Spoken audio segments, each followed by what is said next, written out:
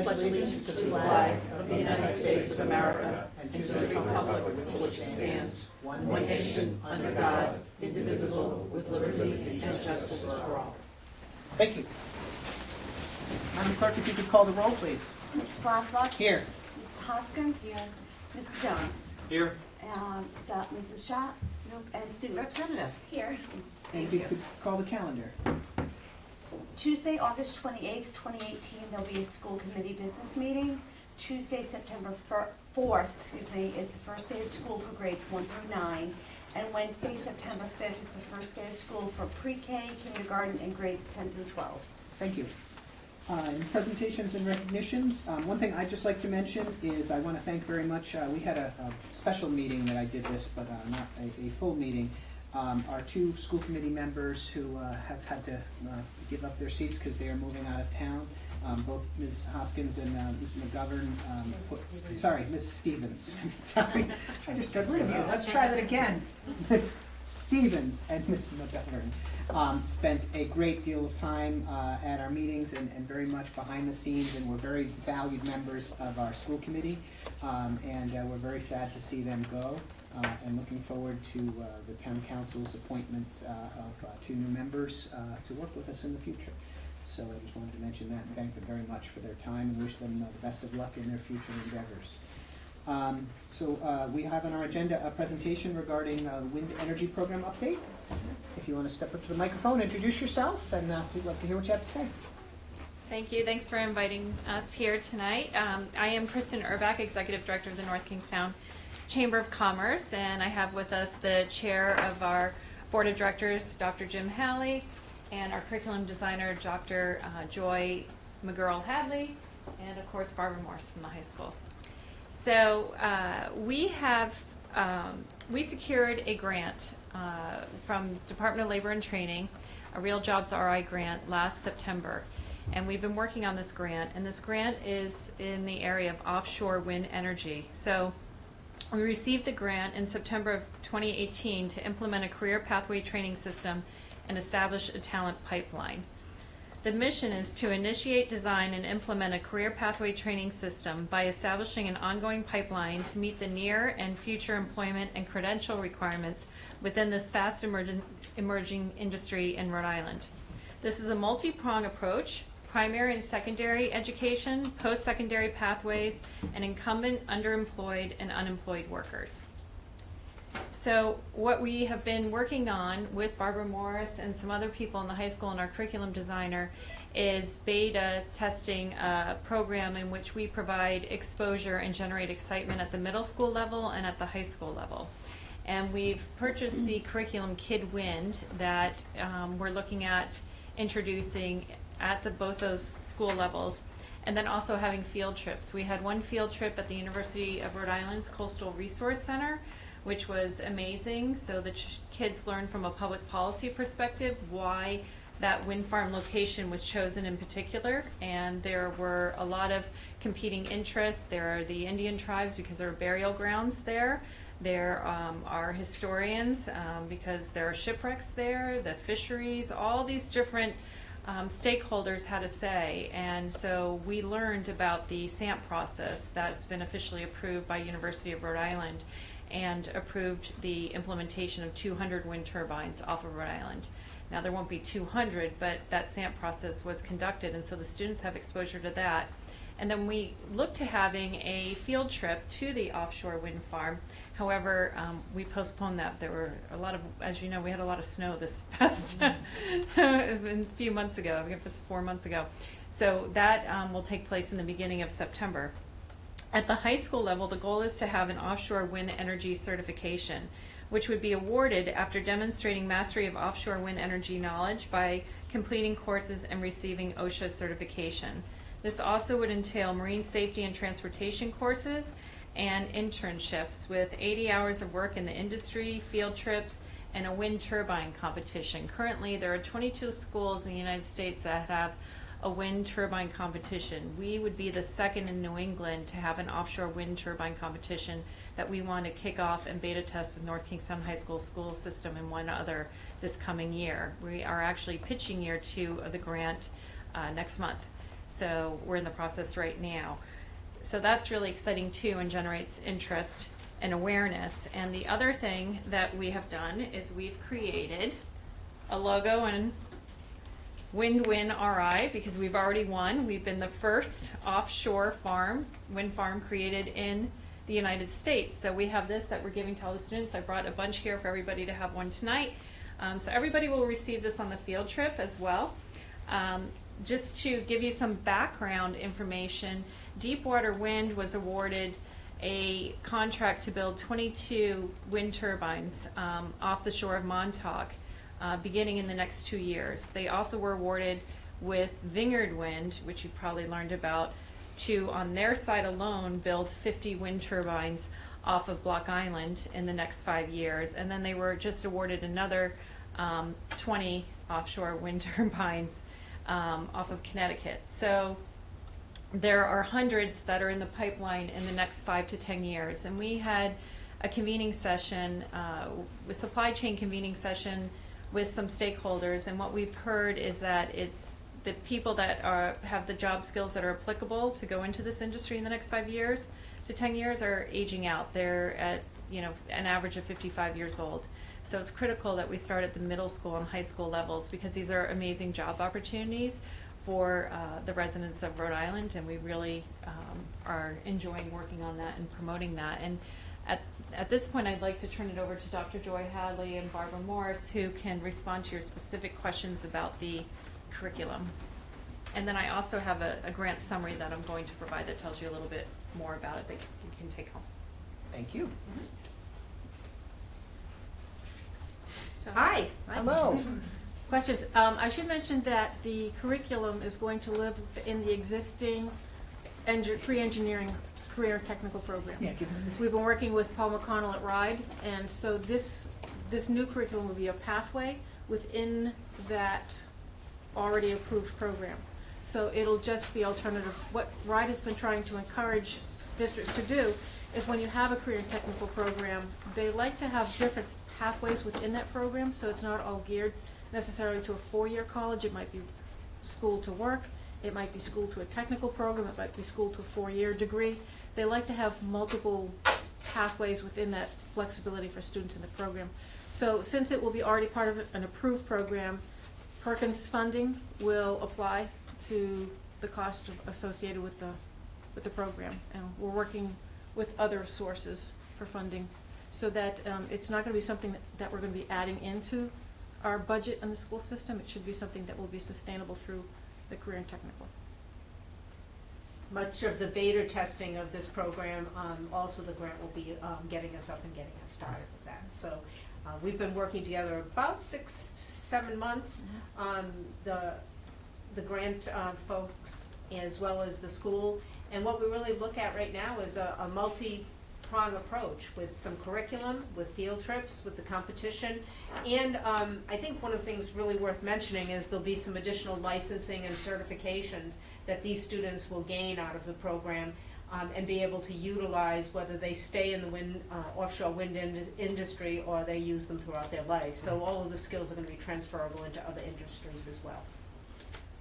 From my meetings in this process, I recall talking about how Quonset Point plays a special role in all this, because it's been a staging area for the existing wind turbines, and we expect that would continue with this. So it's not just a Rhode Island thing, it's a North Kingstown thing.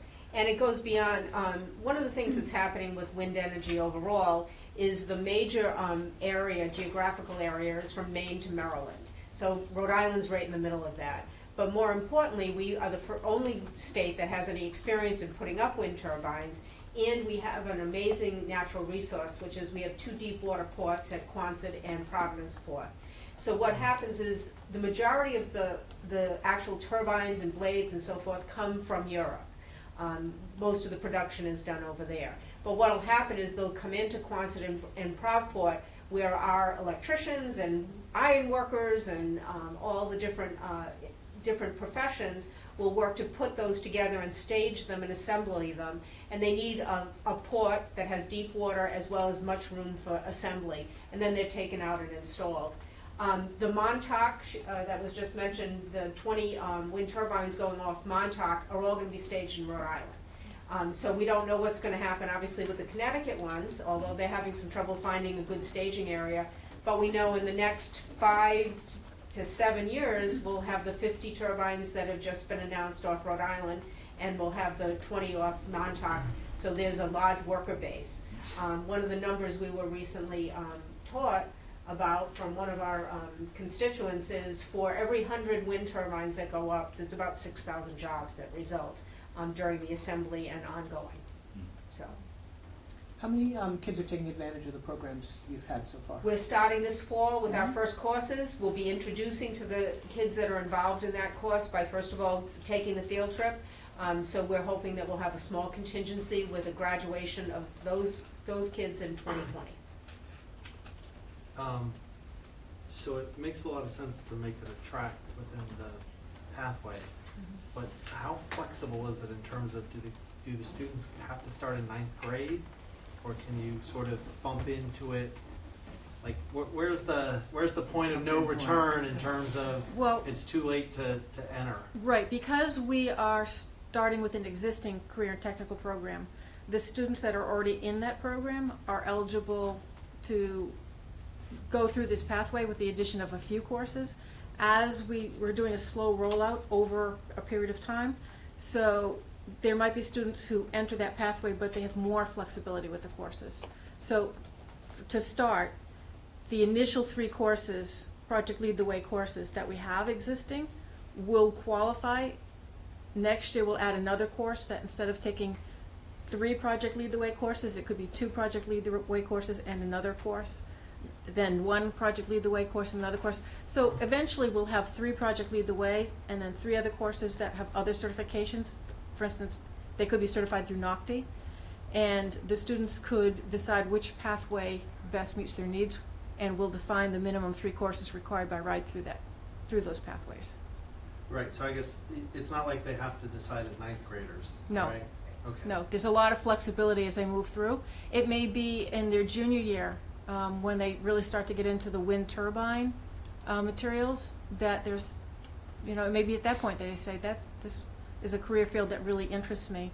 I want to take an additional course for the marine safety kind of things that will really make them more competitive going into the job field or going onto a college career. We're already beginning to see pathways that some kids will be going directly from high school into jobs, for example, in marine transportation. And we're seeing other pathways where kids are going to go get a 4-year engineering degree. But that same certificate with the same knowledge base will be valuable to both. The partnership profile on the DLT says URI, CCRI, and New England Tech are all partners in this. Are there opportunities for the kids to get college credit? Yes, there That's is. what we're working on. Yep. The Project Lead the Way courses provide college credit already. So right now we know that there'll be 3 courses involved, so most likely there'll be 9 college credits at a minimum that they would take forward with them. And in year 2 of the From what- pitch, that's from what we're what- working on. Which colleges are Will it be recommended? concurrent enrollment or will it be dual enrollment? It will be, some of them are concurrent and some will be dual. For instance, right now we have a Project Lead the Way course that is concurrent enrollment with CCRI. So it depends on which pathway and the outcomes the students are looking. So some students might be more in the New England Tech side of things because they're looking for more of the hands-on school to work. Other students might be more of the URI or the CCRI courses that will lead to other certifications or going towards a 4-year degree. It really depends on the outcomes the students are looking for in the pathway.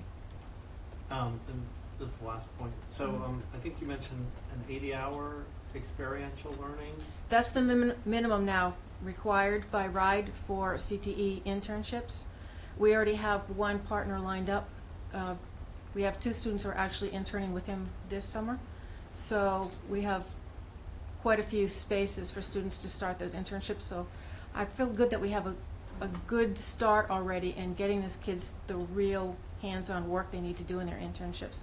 And experiences, for instance, going on the field trips and participating in the competitions, those all count towards the 80 hours that the students would accumulate. Okay, great, thank you. Thank you very much. Thank you. So the next item on our agenda are citizens' comments. I have 3 people who have signed up. I'm going to start with them. If you could please come to the microphone, state your name and address, and I ask if you could please limit your comments. 3 minutes. 3 minutes, please. First on the list is Randall Curtis. And again, if you could just please state your name and address. Randall Curtis, I'm at 680 Stony Lane, in North Kingstown, obviously. I'm a homeschool parent, and I received the notification about changes in the homeschool policy.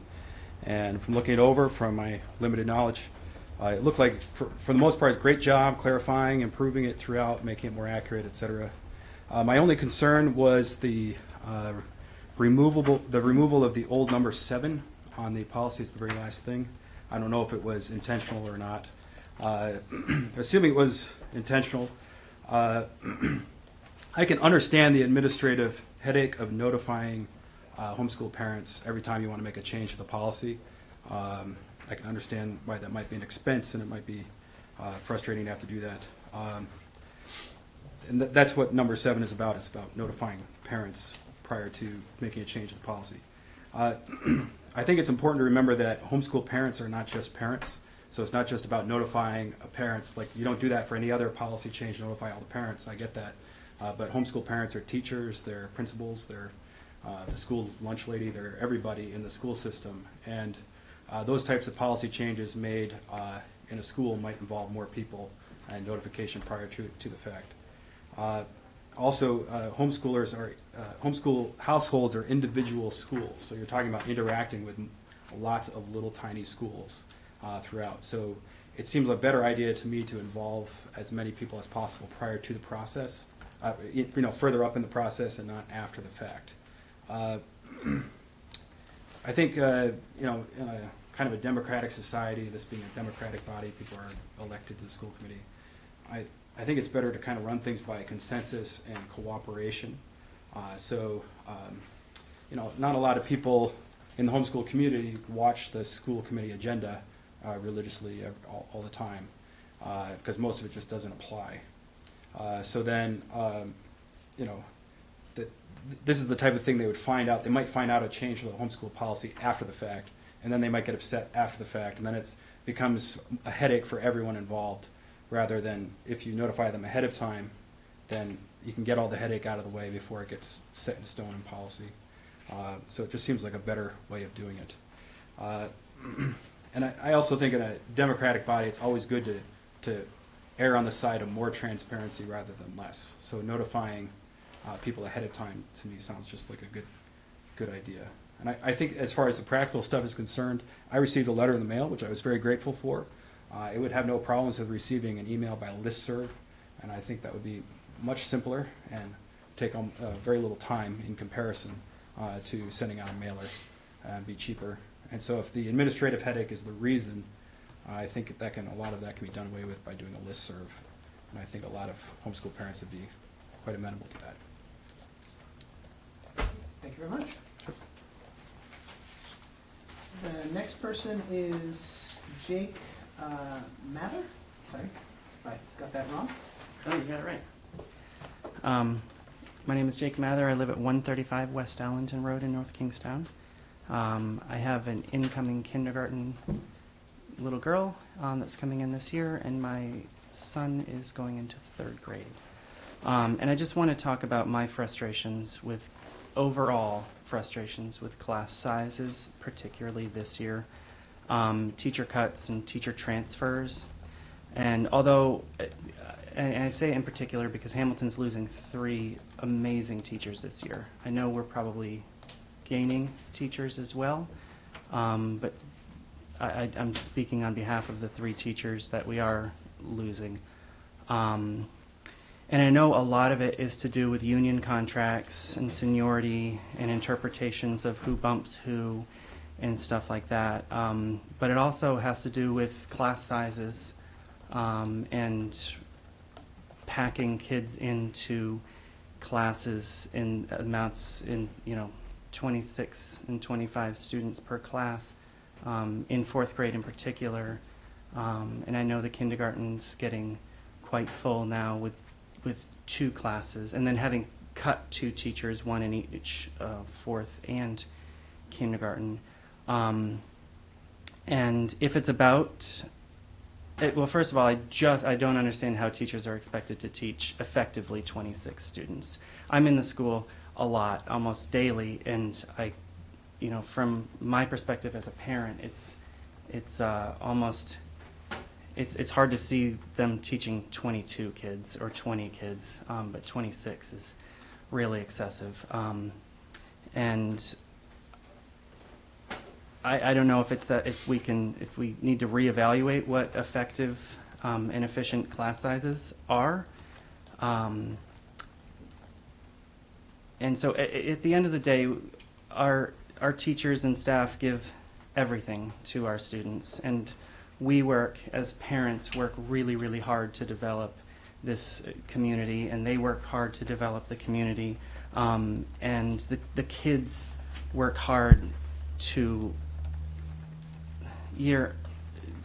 develop relationships with teachers. We talked this morning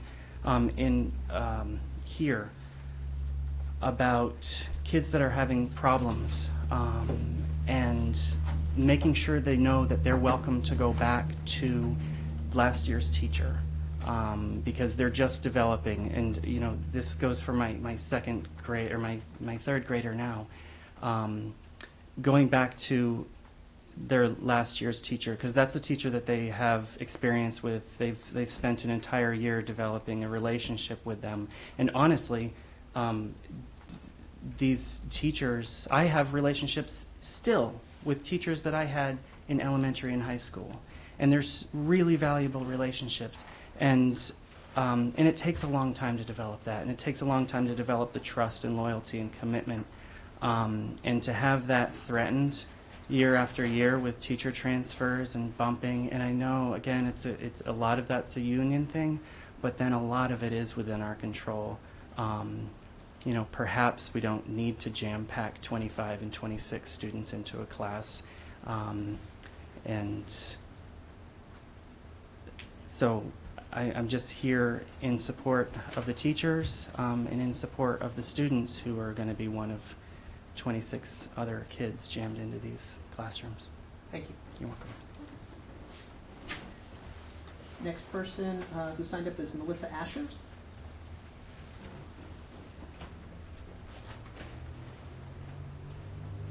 Hello, my name is Melissa Asher, and my address is 50 Sweet Meadow Drive, North Kingstown. I have 2 kids at Hamilton. My daughter is going into 4th grade, and I have a son going into 2nd grade. And I'm here to discuss 2 main concerns that I have with, that I'm seeing with the school and with the district. Related to Jake's point is the class sizes. My daughter is going into 4th grade, and she last year had a classroom of 25 kids, and the other class had 26 kids. And I can tell you firsthand that that is not a manageable situation. I'm also in the school volunteering quite frequently, in the library, and on other days, and it's too much. I remember a few, maybe 2 or 3 years ago, sitting at a school committee meeting where parents were talking about their 1st graders and the class size. I think at that point was 23 and 24. And there were petitions and discussions, and then they added a 3rd class. And I thought, okay, that's great, that makes sense. And then next thing I know it, my daughter's in 3rd grade with 25 kids. And I'm thinking, how is that? Like, what is the limit, and how are the kids managing this? The teachers are wonderful. I give them so much credit. They are super kind, they are accommodating, but in some ways their hands are tied. I feel like they're being told to cram in as many kids as you can and give them websites to go on. My daughter would come home in 3rd grade with her eyes, burning. She would say, "Mom, I have headaches, my eyes are hurting, we're on the computers half the day." And to her teacher's credit, I had a meeting with the teacher and I discussed these concerns. And she was accommodating. She agreed to do printouts for the math and things like that. But I think the points are related. I feel like there's so many kids. The answer that we're giving these kids is, here's a Chromebook. Do this. again, I'm not blaming the teachers. The teachers are wonderful, absolutely do a great job. But it seems like, what do the teachers do with 26 kids? Like I said, I've witnessed it. I would urge the committee to go to the schools, see this. I have friends who are in my daughter's class, and they're saying their kids have anxiety issues, hard time paying attention. I can tell you these kids are seeing counselors for these anxiety issues, stress issues, they're not able to pay attention. These are smart kids. These are kids who I saw in kindergarten that were like loving school, raising their hands, doing like independent research, and now these kids don't want to go to school. And I would just urge you to keep an open mind, urge you to visit these classrooms, talk to the students, talk to the teachers, just to see what is going on firsthand. Related to that, I just wanted to express my concerns again about the technology and the focus that we have on technology in the elementary level. I feel like if we're looking to save money, my belief, my assertion is that we need to cut out technology. Now, I'm a programmer, I work in technology, that is my job. My husband's a database administration, so I understand technology and how critical it is. You know, that's what we do. But at the elementary level, they need social skills, they need free choice time, they need play time. My son, you know, he's going into 2nd grade, he doesn't need a Chromebook, he loves it, don't get me wrong, that's what he loves. His kindergarten teacher said that's the only thing he likes is the iPad time. That's not good. He doesn't need that. It's not good for his brain. He just got diagnosed with ADHD, and the last thing he needs is like more screen time. He needs socialization, more, I think more pencil and paper work. You know, I just read a study about the damaging, you know, this is known, but there's more and more studies coming out that the damaging effects of the blue light from devices is causing more significant blindness, macular degeneration in older years. And we're having our kids on these for hours at a time. You know, I limit my screen time at home a lot, but yet my kids go to school and they're getting hours of screen time every day. So those are my concerns, and thank you for hearing me out. Thank you very much. That's the last person who signed up, but if there's anyone else who would like to speak, you certainly can do so, even if you didn't know there was a list or put your name on the list. Thank you.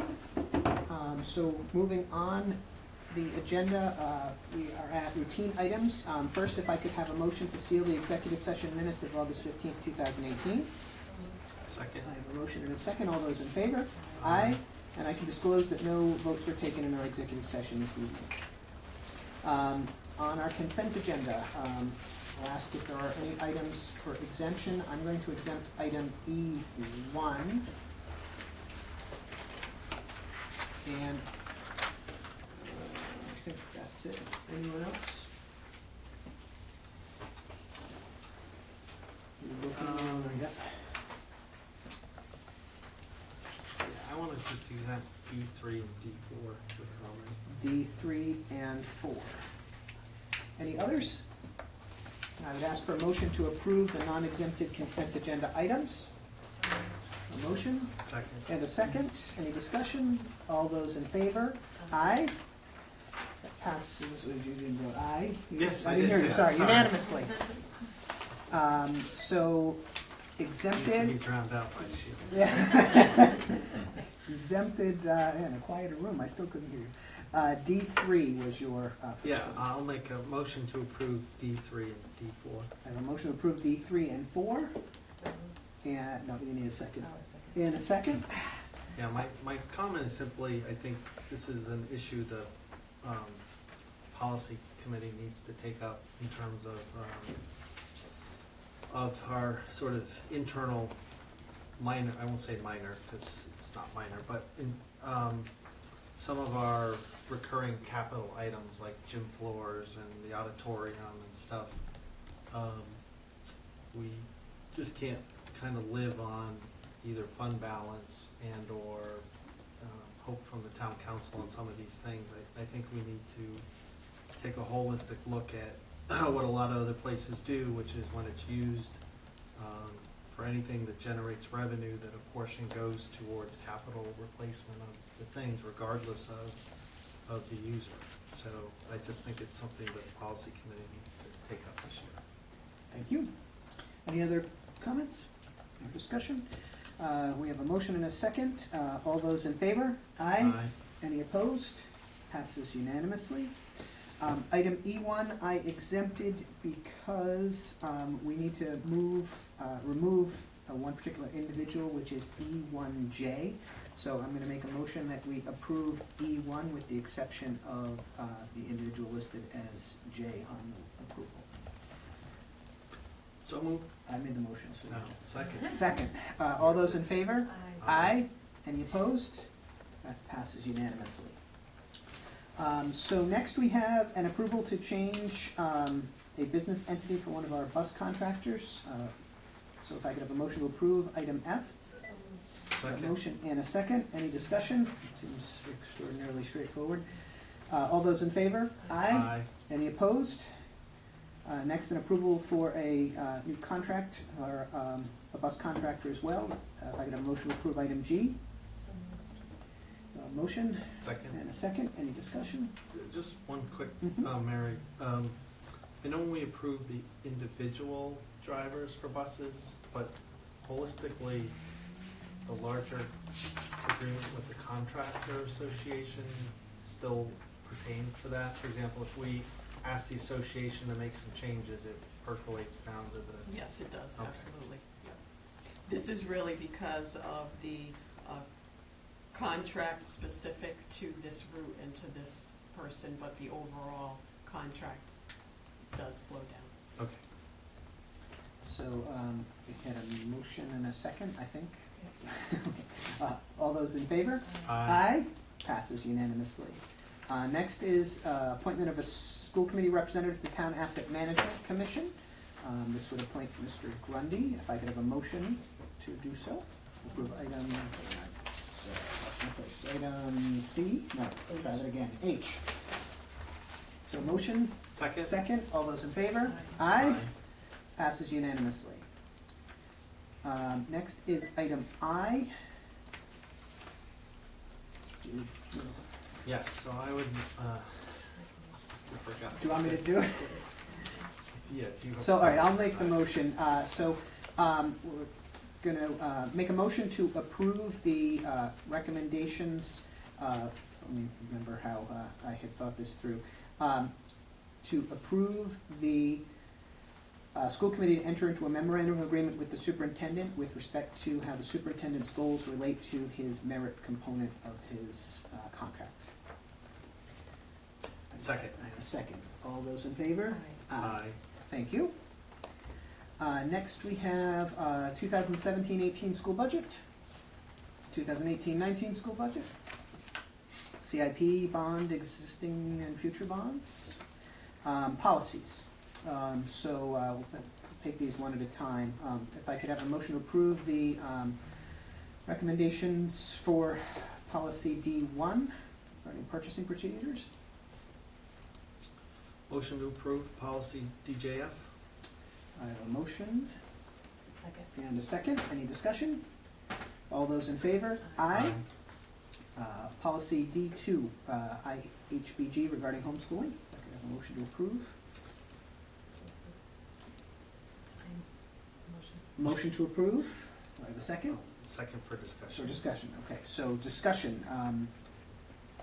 Do you want to go, I have things to say as well. Yeah, just two things. I know we had some conversation here, after the policy committee met. And I think, so if you're in agreement, it was a minor tweak to paragraph 6, which is simply about participation in interscholastic. I think it was just to remove the point about having to comply with the preceding paragraph. It's sort of being redundant. So that the point of just complying with the Rhode Island Interstate League requirements was more applicable. Do you have specific language for it? I think, maybe I'll Wait, let Dr. Humbert. Effectively does, it Yeah. effectively does the same thing. Right, So- yeah. So removing that language doesn't really change.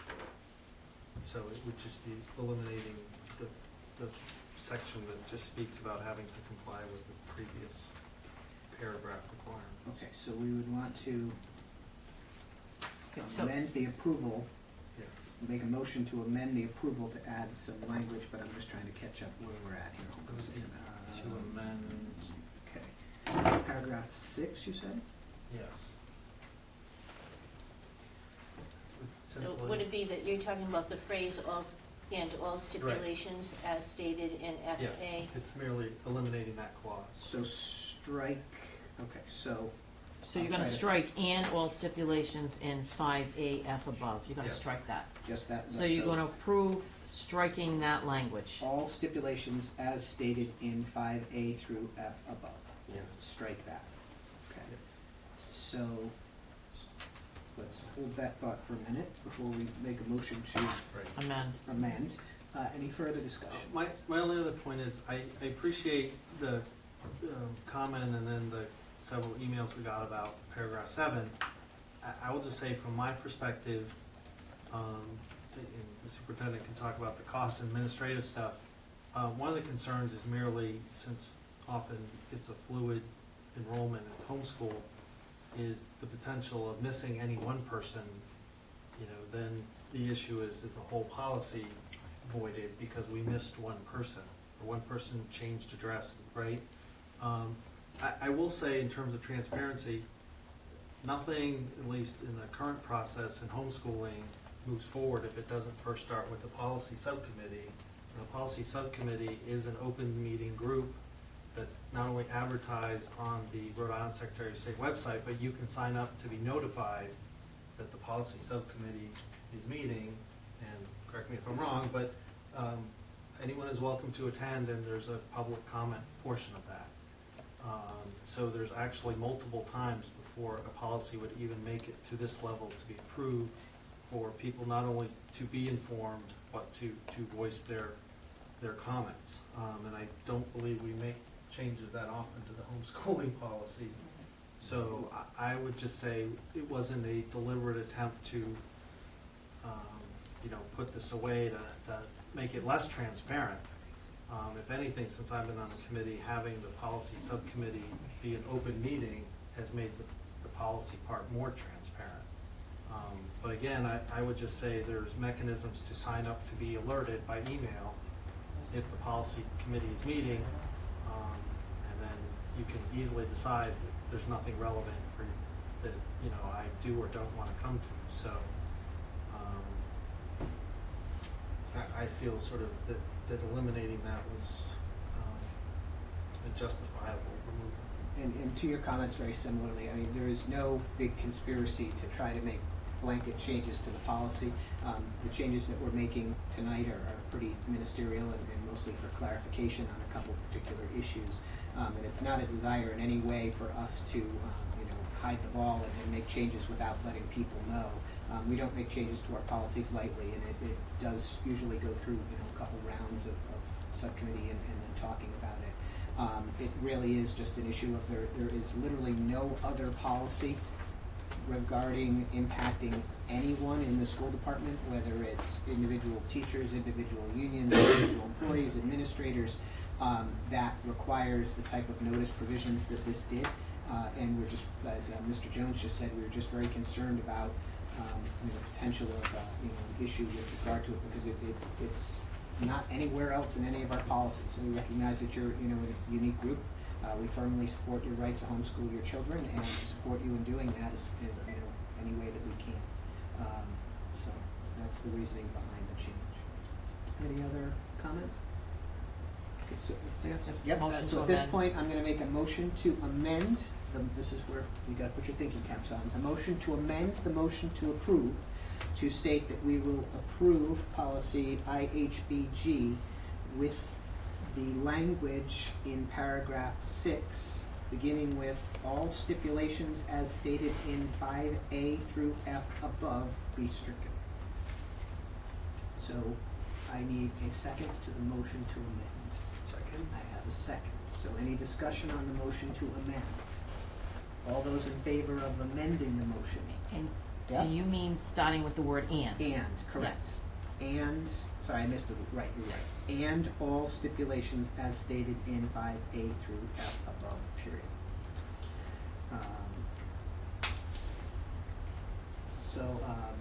All those in favor? Aye. Any opposed? The motion to amend passes. Any further discussion on the motion to approve the policy as amended? All those in favor? Aye. Any opposed? Passes. Thank you. Next is policy D3 regarding dual enrollment. Motion to approve policy IHCBA. I have a motion. Do I have a second?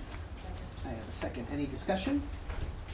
I just like to say, I mean, on all these policies, I know a lot of people put a lot of time and effort. Some of these have gone through, multiple rounds of discussion and talking. I'm appreciative of the administration for providing extra flexibility to students to allow, on a case-by-case basis, some dual enrollment courses to count towards not only credit, but their GPA. Thank you. Any further discussion? All those in favor? Aye. Any opposed? Passes unanimously. Next, we have D4. If I could have a motion to approve D4. Motion Second. and a second. Any Those discussion? all linked together, so. All those in favor? Aye. Aye. Motion to approve D5. Second. A motion and a second. Any discussion? All those in favor? Aye. Motion to approve D6. Second. Motion and a second. All those in favor? Aye. Passes unanimously. A motion to approve D7.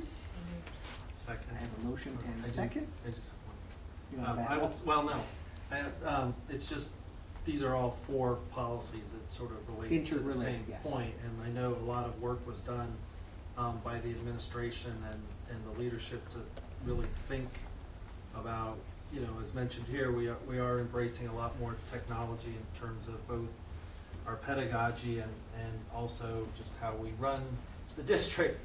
And so things like privacy and digital citizenship and protection and cybersecurity and all that is crucially important. So, I would recommend people read it. There's quote unquote a lot of fine print, but I appreciate the work the administration put into keeping this relevant, current, and appropriate for not only the education but the safety of our students and employees too.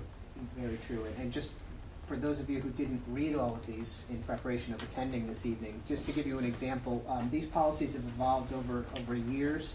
And so, for example, they came from a time when using a district computer meant going to the library media center and using the computer that's in the library because that's where the computers were.